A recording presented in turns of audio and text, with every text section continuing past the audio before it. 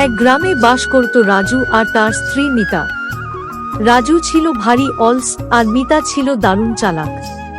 একদিন সকালবেলা, ওগো শুনছো, ঘরে চাল ডাল কিছুই নেই, বাজারটা আজ করে আনতে পারবে? আজ না মিতা, শরীরটা একদম ভালো লাগছে না, পিঠে ভীষণ ব্যথা। উফ। সে কি গো, খুব বেশি ব্যথা? দাঁড়াও, আমি এক্ষুনি মালিশওয়ালা দাদাকে ডেকে আনছি।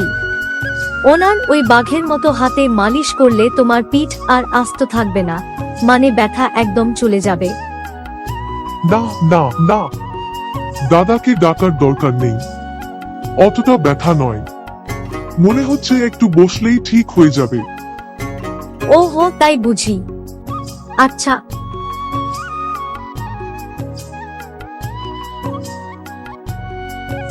ওগো, পিঠের ব্যথা কি একটু কমেছে? তাহলে এক কাজ করো, ছাদ থেকে শুকনো কাপড়গুলো এনে দাও, খুব মেঘ করেছে।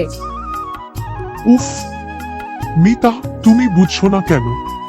পিঠের ব্যথাটা এবার পায়ে নেমে এসেছে, আমি তো দাঁড়াতেই পারছি না, আজ আমি কোনো কাজ করতে পারবো না গো। মিতা এবার রাজুর চালাকি পুরোপুরি ধরে ফেলে। সে মনে মনে হাসে আর নতুন ফন্দি আঁটে। সর্বনাশ, এ তো সাধারণ ব্যথা নয়, পিঠ থেকে ব্যথা পায়ে নেমে যাওয়া তো ভালো লক্ষণ নয়। আমি এক্ষুনি গ্রামের সবচেয়ে বড় ডাক্তার কানাই বাবুকে ফোন করছি, উনি এসে একটা ইনজেকশন দিলেই সব ঠিক হয়ে যাবে। কানাই ডাক্তারের ইনজেকশনের কথা শুনলেই গ্রামের সবাই ভয়ে কাঁপতে থাকে। তার সূঁচ নাকি হাতির সুরের মতো মোটা। আরে না না, ডাক্তার লাগবে না, কি আশ্চর্য, তোমার কথা শুনেই আমার সব ব্যথা উড়ে গেল। দেখ আমি একদম ফিট, দৌড়াতেও পারি।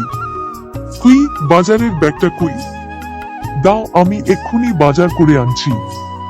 আর হ্যাঁ, কাপড়গুলো আমি ছাদ থেকে নিয়ে আসো, তুমি একদম চিন্তা করো না।